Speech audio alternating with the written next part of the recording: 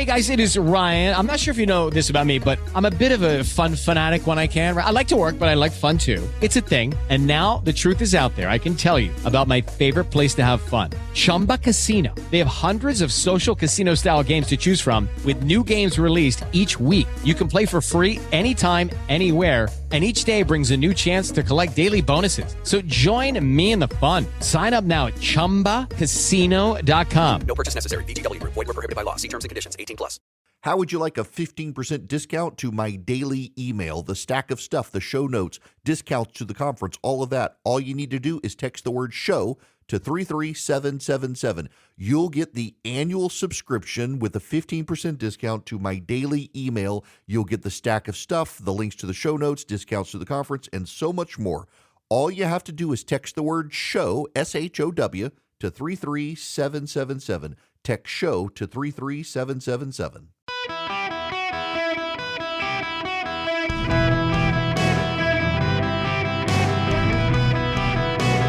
Welcome to the Eric Erickson Show podcast, Hour 1.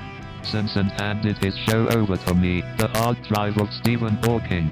I asked for the opportunity to address the rumors and allegations of me on Jeff Epstein's island with a group of midgets and a chalkboard. It is not what you are thinking, but it did get my motor running. I was their Wizard of Oz. They were my Munchkins. Until I was their Willy Wonka and they were my Oompa Loompas. The chalkboard was to chart the refraction of white light into a rainbow we would go over and then the viscosity of chocolate. Oh, it got my motor running. They pushed all the right buttons. It made me very happy. I deny everything. But you have not lived until you have seen a group of midgets do trans-dimensional calculations of particle physics on the chalkboard while... Yeah, I think we better cut off Stephen Hawking there. Well, I don't think we've talked enough about Stephen Hawking on Jeff Epstein's island with midgets and a chalkboard. I'm flabbergasted. I'm stunned. The memes have been hysterical. I should just let Stephen Hawking take over the program today. And I mean, I could be absent. We were told the grown-ups were in charge. We were told there were adults in the room. We were specifically led to believe that when Joe Biden and his administration came into power, that the adults were back. And apparently it is adults to just leave your job for a week without telling anybody, including your boss, the President of the United States. This is remarkable stuff that this has happened with Lloyd Austin, the Secretary of Defense. Here's NBC News coverage of it. NBC News coverage of it. Tonight, a U.S. official confirms to NBC News that the Pentagon did not inform senior officials in the White House's National Security Council for 3 days that Defense Secretary Lloyd Austin had been hospitalized at Walter Reed Medical Center on New Year's Day. The news not shared with the American public until Friday, when the Pentagon announced that Austin was hospitalized for complications following a recent elective medical procedure. And NBC News has learned the 70-year-old Austin not just hospitalized, but also in the intensive care unit for at least 4 days. How do you, what was he? Was he transitioning? He should be transitioned out of a job after this. I mean, was he undergoing like elective hormone therapy or something? Does dude wants to look like a lady or something? What's going on? What is the elective surgery? We don't know what the elective surgery is. The fact that he did this, I mean, here's Anthony Blinken, the Secretary of State. With regard to Secretary Austin, I wasn't aware of his medical issue. In fact, I talked to Lloyd last weekend before this incident, and I know that he's put out a statement addressing it. What I can say is this. It remains one of the great privileges of my career, over 30 years now, working in government, to serve alongside Lloyd Austin. Really? Yes. Abigail Spanberger is one of those Democrats in a difficult re-election spot. She's in a very swingy district in Virginia. A couple other questions for you. First, about Defense Secretary Lloyd Austin, who is facing a lot of criticism this morning for keeping White House officials, his own deputy, the president in the dark for days about this hospital stay. He remains in the hospital. You sit on the Intelligence Committee. We are in the midst of, obviously, the war in Ukraine continues, but also what may be an expanding conflict in the Middle East. Do you think it is appropriate how this was handled? No, I think it's appropriate and the right step forward that he has taken ownership and asserted that this was a mistake. I think that once he's fully returned to the job, a conversation as to why this decision was made is one that in an after-action report and understanding is an important conversation to have. But I do hope that every person in the cabinet recognizes that this was not an appropriate step, not an appropriate way to handle what was his hospitalization, and hopefully there will be greater transparency, at least within the administration. You know, Joe Biden can't actually fire Lloyd Austin. I mean, he would have to be in charge to be able to do it, number one. But number two, this is an administration that has embraced woke intersectionalism. So you can't fire an incompetent first female black vice president. You sure as heck can't fire the first black Secretary of Defense. You just can't do it. It would violate the rules of woke intersectionalism. Lloyd Austin is an oppressed minority. Lloyd Austin is actually a victim of systemic racism by virtue of being a black man. He can't escape it despite his success, despite getting where he is. The woke intersectionalists believe that he's oppressed. He is oppressed by Whitey. And who is Whitey? Well, that would be none other than corn pop slayer himself, Joe Biden. Joe Biden can't fire Lloyd Austin. To fire Lloyd Austin would be for the white man upholding a systemically racist system to fire the oppressed minority victim. And what did the oppressed minority victim get away with? Being gone. Y'all, I mean, not to be flippant here, but we're in a series of global crises. You have the situation in Ukraine. You have the situation in Israel. By the way, we launched airstrikes against terrorists in Iraq while the Secretary of Defense was in ICU, incapacitated as far as we know. Who was actually calling the shots? You say the Deputy Secretary of Defense. She was on vacation in Puerto Rico and had no idea he was in ICU. I want to talk to you Democrats for just a minute here. In all seriousness, to those of you on the left, to those of you who are Democrats, you know darn well it would be unacceptable if a Republican administration did this. Take Trump out of the equation. If this happened under the Bush administration, the Reagan administration, doesn't matter. You know it would be unacceptable. The fact that Democrats will circle the wagons for this, you can't really blame Republicans for being able to circle the wagons around all the Trump nonsense when this is nonsense and you're circling the wagons around it. You're defending this. Joe Biden is giving this a pass. There must be consequences for the Secretary of Defense at a time of multiple global crises and military action by the United States being in intensive care without the knowledge of the President of the United States or even his number two, the Deputy Secretary of Defense. Congress was not notified. The National Security Council was not notified. The Secretary of State was not notified. The President, the Vice President, not notified. Congressional leaders not notified. The Joint Chiefs not notified. The Deputy Secretary of Defense not notified. You can't excuse this, and yet so many Democrats are willing to, including the President of the United States. You can't then demand Republicans hold their side accountable for things when you're not willing. This is basic. This is constitutional structure 101. The Secretary of Defense reports to the President, is in the chain of command, is in the succession leadership chain of the United States, and disappears for a week without telling his bosses. But there's something more striking here as well. He's gone for a week. He's gone for a week. How is the National Security Council, Jake Sullivan, how is he and the Secretary of State and the Attorney General and the SecDef not meeting regularly? How are they not meeting regularly? By the way, this wasn't over Christmas. People were back at work by the 2nd and the 3rd. Wasn't a holiday period. It was rev back up to work period.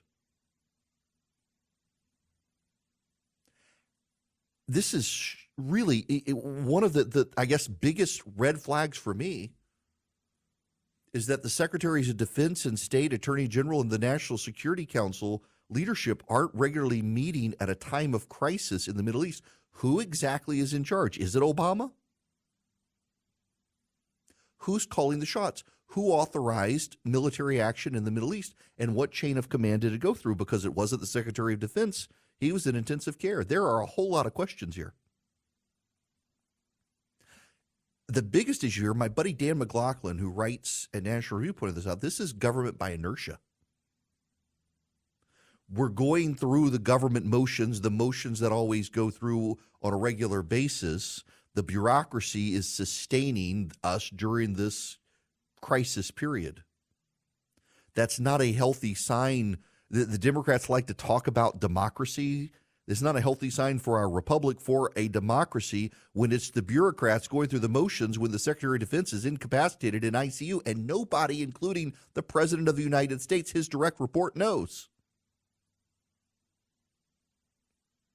Now, I'm sorry to those of you who you want to defend this and you make excuses for this, but if you're willing to defend this and he's not fired for this, you really need to shut up about Republicans defending things you don't like. Because this really does go to the very basic structure of our government. He really is a direct report. We are unquestionably in a time of global crisis. We launched military strikes on Iranian terror outlets and militias in Iraq last week, and he was incapacitated, out of the office. And his deputy secretary of defense, who had to be the one who authorized it, was on vacation in Puerto Rico and had no idea he was incapacitated in intensive care. You just can't blame Republicans for derelictions of duty when you're willing to turn a blind eye to this. The President of the United States can lecture all of us on Donald Trump and the horrors in store for us if he's restored to office, and the electoral college problems and the threats to democracy and the threats to the republic, but it means nothing if he's not willing to hold his own people accountable for things like this. We launched military action, and the SecDef, unknown to anyone, was in ICU. That's a really big deal. So you can spare me the lectures on the outrages of the Trump administration and what might be by a second Trump administration when you guys claim to be the adults in the room and your SecDef does this and you don't even know about it. And the fact that this is a very loud admission, and this is, again, the most notable part of this to me, it's a very loud admission that the National Security Council lead, the SecDef, the Secretary of State, and the Attorney General are not regularly meeting at a time of global crisis. How are they not talking to each other on a very regular basis? If they were, they would have known he was in the ICU, and they clearly weren't talking regularly. So is Jake Sullivan in charge of everything? Are they just bypassing the cabinet positions? Because in our constitutional system, you're not supposed to do that. So spare me your constitutional outrage and your lectures, Democrats, if you can't hold the Secretary of Defense accountable. Was he undergoing transition surgery? He should be transitioned out of a job for this, for sure. And that Democrats have circled the wagons around him, it just goes to show you how insincere they are when they lecture Republicans about circling the wagons around Donald Trump. You can't even hold your Secretary of Defense accountable for doing what he did. If it was any member of the military who did that, they would be in trouble. He used to be a member of the military. So spare me your lectures on the behavior of the Republicans when in the middle of global crises and war in the Middle East, where we're launching military actions, the Secretary of Defense or the President of the United States disappears for a week without telling the President, and the President says he's got the guy's back and has no intention of firing him. Those aren't adults in the room. Those are clowns. Hello, it is Ryan, and I was on a flight the other day playing one of my favorite social spin slot games on ChumbaCasino.com. I looked over at the person sitting next to me, and you know what they were doing? They were also playing Chumba Casino. Coincidence? I think not. Everybody's loving having fun with it. Chumba Casino is home to hundreds of casino-style games that you can play for free anytime, anywhere, even at 30,000 feet. So sign up now at ChumbaCasino.com to claim your free welcome bonus. That's ChumbaCasino.com and live the Chumba life. No purchase necessary. VGW Group. Void where prohibited by law. See terms and conditions. 18+. We had a terribly bigoted caller call in. Brought up Mayor Pete disappearing on paternity leave, I said, with nobody noticing. How dare you bring up Mayor Pete? It's true, though. I mean, I'm starting to believe Obama really is calling the shots. The Secretary of Transportation can go out on maternity leave for God knows how long, multiple months, and no one even noticed. And the Secretary of Defense, in the middle of a war in the Middle East, is gone for a week and nobody notices. That's just remarkable that stuff like this could happen. Goodness gracious. It really is just, it's telling that these aren't adults. These are clowns in charge. Nobody notices. Nobody seems to care. No big deal. You know who I bet knew? I bet China and Russia knew he was in ICU. I bet you China and Russia both knew he was in ICU, but Joe Biden did not. And now the Democrats are out there saying, Republicans, you better hold everybody on your side accountable, but you better not say anything about our Secretary of Defense. It's a systemically racist system. So was Lloyd Austin in a woke intersectional sense, is he Secretary of Defense because he's competent or because he checked intersectional boxes? If he was there for competence, he's proven himself to be incompetent. You should fire him. Now, I have to go back to the other subject. Y'all, I'm still trying to wrap my head around Stephen Hawking on Jeffrey Epstein's island with midgets and a chalkboard or a whiteboard or whatever it was. I don't know that I really want to know, but I got to say I am still a little intrigued by Stephen Hawking's. My 80-plus-year-old father, my sisters were visiting them this past weekend, and he was running around the house in his robot voice saying, "You get my motor running." I mean, the jokes write themselves. Poor old Stephen Hawking. That is no way to be remembered.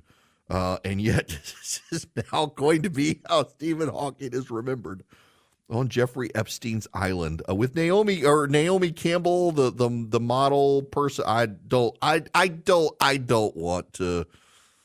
No, we should probably just leave this unexplored. Turn off the machine. Maybe he was just recharging his batteries with the midget. I don't know. But we better move on because I can get myself in real trouble with the jokes come out of this one. All right, let's move on. And first, before we do, I had to rearrange some payroll stuff today for me and move more accounts into Old Glory. And you know, so they really are my bank. And they're the latest, newest advertiser, and they literally are my bank, which is cool because I can tell you about them from my personal experience. They have a great website. So it's oldglorybank.com. You can get an account set up in less than 8 minutes. I'm getting my kids' bank account set up. You can do direct deposit. You can do anything that your bank does. Old Glory Bank does. And the cool thing about Old Glory Bank is they are really against debanking. We're seeing this movement among the wokes and the DEI machines and major banking operations in this country to debank conservative institutions, gun store owners, and people like that. Prominent conservatives have seen problems. And Old Glory Bank was founded by conservatives for conservatives to push back against what's going on in the economy with this debanking and stuff on the left. Good people. It is a bank out of Oklahoma, but they operate nationwide. They have competitive rates, checking, savings, bill pay. OldGloryBank.com. You can get an account set up in less than 8 minutes. Go to OldGloryBank.com. It is my bank. It can be yours too. With the Lucky Land Slots, you can get lucky just about anywhere. This is your captain speaking. We've got clear runway and the weather's fine, but we're just going to circle up here a while and get lucky. No, nothing like that. It's just these cash prizes add up quick. So I suggest you sit back, keep your tray table upright, and start getting lucky. Play for free at LuckyLandSlots.com. Are you feeling lucky? No purchase necessary. Void where prohibited by law. 18 plus terms and conditions apply. See website for details. You know what? You know what today is? Not making this up. I only just found it out during commercial break. Stephen Hawking's birthday. Now, a buddy of mine sent me a link to the story from the New York Post. So Hawking's name emerged in connection with the Epstein case. Thousands of pages of court documents were unsealed. In 2006, Stephen Hawking was photographed at a barbecue on Epstein's private island. However, the reason the whole little people conversation comes up is apparently one of the accusers of Epstein suggested Hawking has participated in an inappropriate event on the island, and there's a email between Epstein and Ghislaine Maxwell wanted to offer a reward for anyone who could help disprove it, saying it wasn't true, he wasn't there, that it wasn't actually true. But so one of the accusers made that accusation, and we know Hawking was on the island. I'm sorry, y'all, but the jokes are just too funny. Oh my gosh. I have been dying laughing at the online memes all weekend over Hawking on the island. Oh my gosh. All right. I got to move on to other stuff. Clean, real life, sober commentary.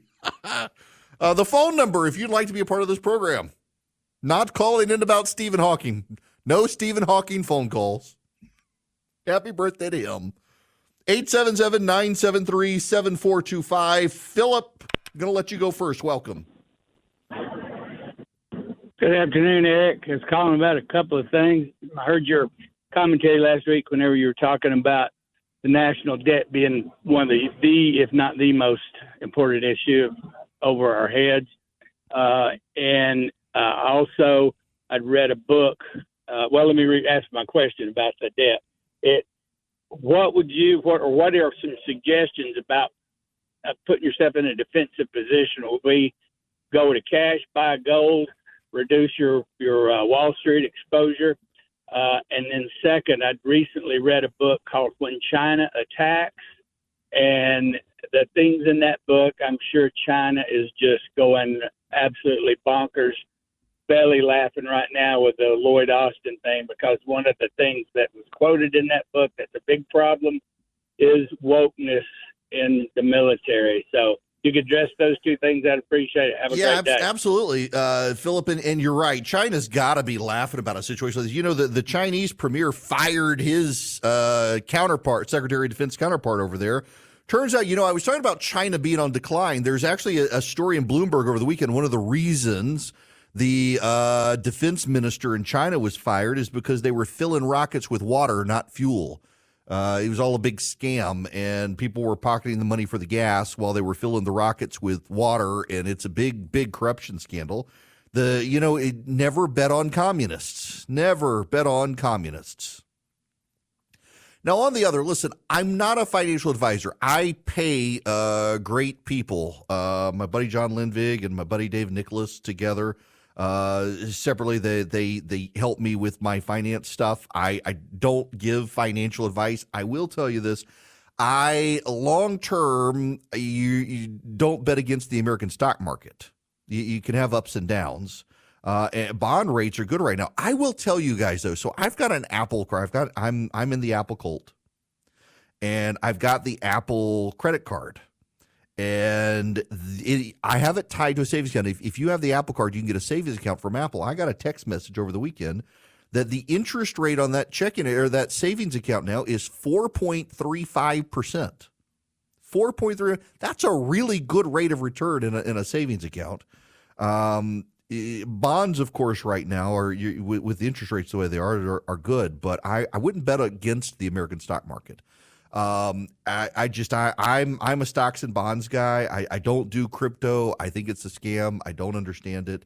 I have a little bit of gold, but gold is kind of a hedge against other stuff. The price of gold is going up now to some degree, but I'm just stocks and bonds, long term, reinvest your dividends, put a little bit in every month, and I don't think long term you can go wrong. As you get older, reduce your stocks and increase your bonds. My buddy David Nicholas actually has a bond ETF right now. I've got a lot of money invested in it. He's one of my financial advisors, but that I wouldn't bet against the long term of the American stock market.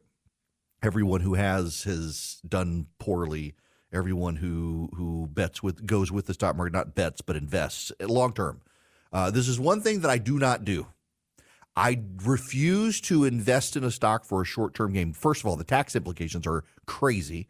And second, if I'm putting my money in the stock market, I want it to be there for a number of years, not for a short term thing. Now, Joe Biden is in Charleston, South Carolina.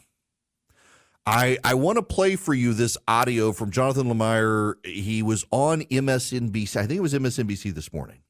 Biden is about to speak at the church in Charleston, South Carolina, where Dylan Roof committed his mass shooting, killing the congregants while they were there for a prayer meeting. Listen to this. This is pretty telling. Polling suggests that his support there has really slipped. And perhaps one of his top allies is Congressman Jim Clyburn, who, of course, it was his endorsement back in 2020 that kind of opened the door for Biden's nomination. And Clyburn gave an interview over the weekend where he acknowledged he is, quote, very concerned about President Biden's standing with black voters. He went on to say that though he thinks the president has done a good job, quote, my problem is that we have not been able to break through the MAGA wall in order to get to people exactly what this president has done. And I think even Joe Biden's staunchest supporters will acknowledge there's been a real communication breakdown, that his team and the president himself have struggled selling his accomplishments. Now, that said, he was clear-eyed and forceful on Friday, and I suspect we will hear more from the same today, wherever now, because this is a demographic, voters of color, particularly black voters, he simply can't afford to lose. He can't, and yet he is. Now, this was President Biden in his speech. I've only got one clip. The speech is not worth it. But this one clip, I think, is deeply relevant. Make this sacred pledge to you. The defense, protection, and preservation of American democracy will remain, as it has been, the central cause of my presidency.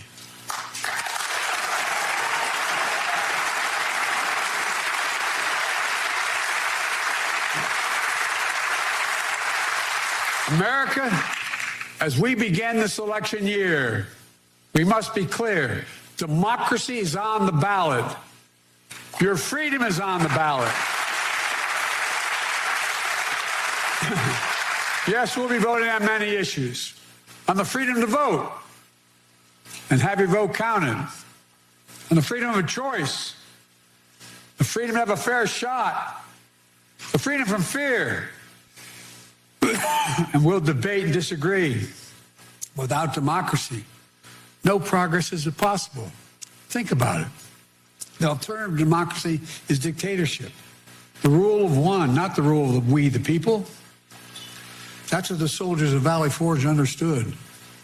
And so was me. We have to understand it as well. Y'all, I mean, obviously the Democrats are going to double down on this democracy theme, but I'm not exactly sure that it's going to work for them as much as they seem to think that it's going to work for them. Now, the president, let's dip into this real quick. The president is speaking at Mother Emanuel AME Church. He has taken the podium. Let's see if we can fire up a little bit of his doesn't have to pay out as much money. It means taxpayers pay less money because you fund the federal government. You fund Medicare. Go down every one of these things. So they always confuse me. They talk about being rational. It's just about excess profit. But at any rate, I don't want to get off on that. I'll get carried away. I don't quite get these guys. Thank you, Jim, for your friendship and above all for your fellowship. And Bishop Green, thank you for those kind words. I mean that sincerely. And thank you, Reverend Manning, for the shepherd of this house to. So is this Christian nationalism, the president of the United States in the pulpit of a church speaking? Guest. I was talking downstairs. I've spent more time in the Bethel AME Church in Wilmington, Delaware than I have than most people I know, black or white, have spent in that church. Because that's why I started. No, I'm serious. I started a civil rights movement. I used to go to 7:30 Mass, and I'd go to 10 o'clock service with the Reverend who was then running the church, is now the bishop. She's a bishop, and I'm told your bishop had been there before in South Africa. And that's where he is right now. Do we actually believe this? Because he makes this stuff up all the time. Here before as well. It's at moments of joy and great joy, and moments of great pain, moments of unbearable loss. On June 17, 2015, the beautiful souls, five survivors, invited a stranger into this church to pray with them. The word of God was pierced by bullets of hate, of rage, propelled by not just gunpowder, but by a poison that's for too long haunted this nation. What is that poison? White supremacy. Oh, it is. It's a poison. Throughout our history, it's ripped this nation apart. This has no place in America. Not today, tomorrow, or ever. From that day, this nation saw this congregation, this community, demonstrate one of the greatest acts of strength I have ever seen. I'm going to leave this here. One, I don't disagree with him on the issue of white supremacy. But in the last couple of years, particularly in the last couple of months, we've been seeing Democrats marching across college campuses saying death to the Jews. You're kind of like, where's Joe Biden standing up against the Democrats? It's not real brave for Joe Biden to go to the Mother Emanuel AME Church and do this. There's no bravery for Joe Biden giving this speech at Mother Emanuel AME Church and condemning white supremacy. White supremacy should be condemned. But also calling for death of the Jews should be condemned. And you don't see Joe Biden forcefully doing that. He can't say anything about Jews and anti-Semitism without also say, well, and also the Islamophobia is bad. He's nuances and mixes his words on the one and not the other. It's the same like his speech on Friday where he's calling for he's going to protect democracy and democracy on the ballot. But he says nothing about Democrats taking Donald Trump off ballots nationwide. How exactly is that democratic? You're denying the people the right to vote on the candidate they may want to vote on? You've got to kill democracy to save democracy? I mean, the moral cowardice of Joe Biden's administration is epitomized at this speech at Mother Emanuel AME. He can stand up and take on white supremacy, but he can't take on the anti-Semites in his own party. He goes for the easy pickings where he can make it all about MAGA and Donald Trump and Republicans and tie them all together, but he can't take on the anti-Semites in the Democratic Party. He's willing to champion democracy, but not willing to stand up to allow the people their right to vote for the candidate of their choice. He's cheering on the Democrats taking Donald Trump off the ballot. This is moral cowardice masquerading as leadership from a dementia-addled old man. Now we should move on before my blood pressure goes up. Let me tell you about Vision Computer before we do. Y'all, speaking of my blood pressure going up, the tech questions you sometimes get as a father, as someone who knows computers, and you're trying to help people deal with it. Can I just recommend you go to Vision Computers, because I have done that. My son, if he has any questions about his computer, he can call Vision. He has the phone number. 15 seconds or less, they can answer his question faster than Google search. If something he doesn't think is working right, he can navigate them through it. If there is a problem, they can remote in. They can fix it. They can do it for your kids. If you got a computer in your house from Vision, they can build you a laptop or a desktop. Your kid's going off to college. You're trying to get them ready. You got a few months to think about it. They need a computer. Vision can do it. Or better yet, you're a small businessman and you don't want to be your IT person, let alone pay $80,000, $90,000 a year for an in-house IT person. Get your computers from Vision Computer, and your employees, they can get Vision's number and call Vision. Vision will take care of them. Save you money, save you downtime, save you heartache, save you hassle, and save your sanity from having to answer the crazy questions when they forgot to even turn on the computer. Vision Computers can take care of you, your family, take care of your business. They can give you a great deal. Call them at 404-COMPUTE. Any one of you nationwide, 404-COMPUTE. Call Vision Computers. Let them be your computer builder and your IT solution. VisionComputers.com or 404-COMPUTE. Hello, it is Ryan, and we could all use an extra bright spot in our day, couldn't we? Just to make up for things like sitting in traffic, doing the dishes, counting your steps, all the mundane stuff. That is why I'm such a big fan of Chumba Casino. Chumba Casino has all your favorite social casino-style games that you can play for free anytime, anywhere with daily bonuses. That should brighten your day a little. Actually, a lot. So sign up now at ChumbaCasino.com. That's ChumbaCasino.com. No purchase necessary. VGW Group. Void where prohibited by law. See terms and conditions. 18+. Breaking news. Joe Biden's speech at Mother Emanuel AME Church denouncing white supremacy has been disrupted by pro-Palestinian hecklers. You cannot make this stuff up. My goodness. This hour of the program brought to you by First Liberty Building and Loan. The Frost family might be able to help your business grow. If other lenders are giving you a hard time, the Frost family, they've been doing this since the 90s. They make their own lending decisions, and they love to help businesses. So if you're buying a building, building a building, buying a franchise, growing a franchise, buying out a business competitor, stuff like that, you need $250,000 or more. You see potential where banks, they don't know what they see. Talk to the Frost family. FirstLibertyGA.com. They can help anybody nationwide in running a business. FirstLibertyGA.com. Tell them I sent you. Spend 10 minutes with them. See if you're a good fit for their program. I need to just say for a moment, I wanted to start my program today about the coach for the Falcons because he needed to be fired. But before I got on radio today, he has been dispatched. Arthur Smith is gone. Maybe they bring in Bill Belichick when he gets fired by the Patriots. Bring him south. I don't know. Something's got to happen. I'm full disclosure. I'm not really a Falcons fan. I grew up in Louisiana. I like the Saints. And I'm an owner of the Green Bay Packers. I just like to watch football.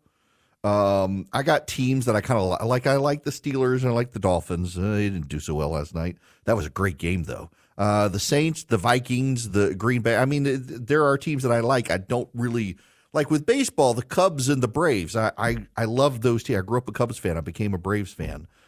As I've gotten older, though, I just like to watch football. But my gosh, watching that Saints-Falcons game yesterday, dude had to be fired. They got problems. The Falcons just have problems. But, the NFL, last year it was 86 of 100 most watched television shows were NFL games. Do you know what it is this year? 93. 93. No, I'm sorry. It was 82. In 2022, 82 of the 100 most watched television broadcasts were NFL games. This year, it's 93. There were 3 college football games. The 58th, the 71st, and the 74th most watched events last year were college football games. The 21st most watched event was the State of the Union. The 60th was the Oscars. And the 92nd was the lead-out program for the Super Bowl. Not the Super Bowl, but the pregame show.